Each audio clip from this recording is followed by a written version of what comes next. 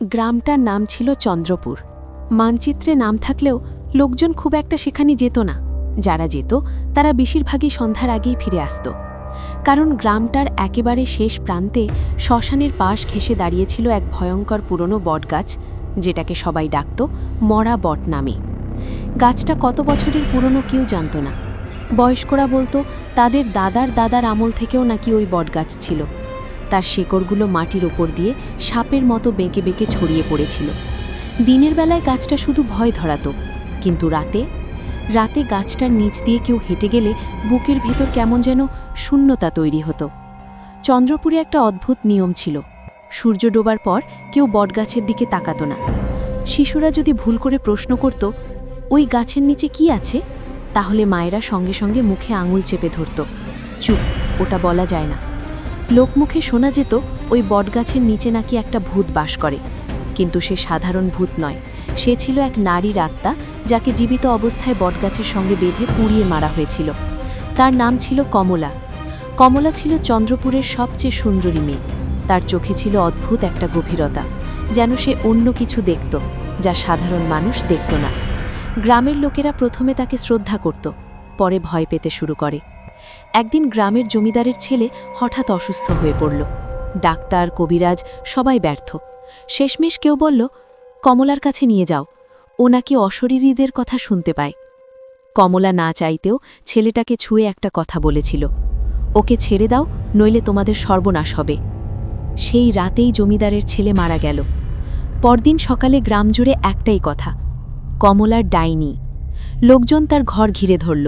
সে চিৎকার করছিল, আমি নির্দোষ, আমি কিছু করিনি। কিন্তু ভিড়ের কান বন্ধ ছিল।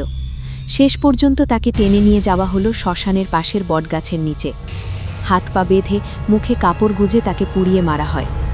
মরার আগে কমলা শুধু একটাই কথা বলেছিল, আমি ফিরব। সেই ঘটনার পর থেকেই বটগাছটা বদলে যেতে শুরু করে। দিনের বেলায় গাছের পাতাগুলো অস্বাভাবিকভাবে নড়ত, বাতাস না থাকলেও। রাতে নাকি শেকড়ের ফাঁক থেকে শোনা যেত কারোর কান্না। যারা সাহস করে রাতে ওই পথ দিয়ে গেছে তারা আর কখনো স্বাভাবিক থাকেনি। কেউ বলতো একটা মেয়ে গাছের ডালে ঝুলে আছে, চুল মাটিতে ছুঁয়ে যাচ্ছে। কেউ বলতো গাছটার নিচে দাঁড়ালে হঠাৎ মনে হয় কেউ পেছন থেকে নাম ধরে ডাকছে। আর কেউ কেউ তো আর ফিরেই আসেনি। এই সব গল্প শুনেই বড় হয়েছিল রাশেদ। সে ছিল চন্দ্রপুরের ছেলে, কিন্তু পড়াশোনার জন্য বহু বছর শহরে ছিল। বাবার মৃত্যুর পর তাকে গ্রামে ফিরতে হয়। গ্রামে ফিরে প্রথম রাতেই সে লক্ষ্য করল সূর্য ডোবার সঙ্গে সঙ্গে পুরো গ্রাম নিস্তব্ধ হয়ে যায়। কেউ বাইরে বেরোয় না, কুকুরগুলো পর্যন্ত চুপ করে থাকে। রাশেদ জিজ্ঞেস করেছিল, এমন কেন? এক বুড়ো লোক ফিসফিস করে বলেছিল, বটগাছ জেগে ওঠে। রাশেদ হাসতে চেয়েছিল, কিন্তু হাসিটা মুখে আটকে গিয়েছিল।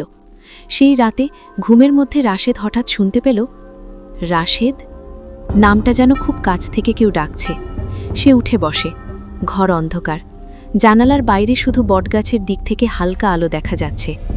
আবার ডাক, রাশেদ, এখানে এসো। তার শরীর ঠান্ডা হয়ে গেল। সে জানালার দিকে তাকাতেই দেখল একটা মেয়ের ছায়া গাছটার নিচে দাঁড়িয়ে আছে। চুল লম্বা, মুখটা দেখা যাচ্ছে না। পরের দিন গ্রামের লোকজনকে সেসব বলতে গেলে সবাই তাকে থামিয়ে দিল। ওর নাম মুখে নিও না, ও শুনে ফেলবে। কিন্তু রাশেদের মনে কৌতূহল জন্মে গেছে। সে বুঝতে পারছিল এই ভয়ের পেছনে একটা সত্য লুকিয়ে আছে। তৃতীয় রাতে সে সাহস করে বেরিয়ে পড়ল। চাঁদের আলোয় বটগাছটা আরও ভয়ঙ্কর লাগছিল। হঠাৎ গাছের শেকড় নড়ে উঠল।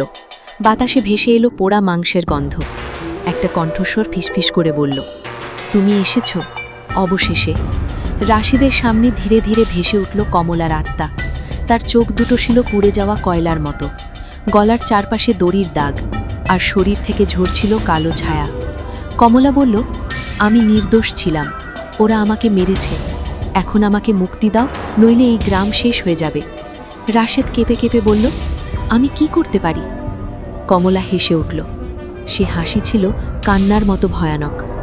সত্যটা সবাইকে জানাও, আমার হাড়গুলো পুড়িয়ে নদীতে ভাসিয়ে দাও। ঠিক সেই মুহূর্তেই গাছটা বিকট শব্দে কেঁপে উঠল। পরদিন রাশেদ সব সত্য জানালো।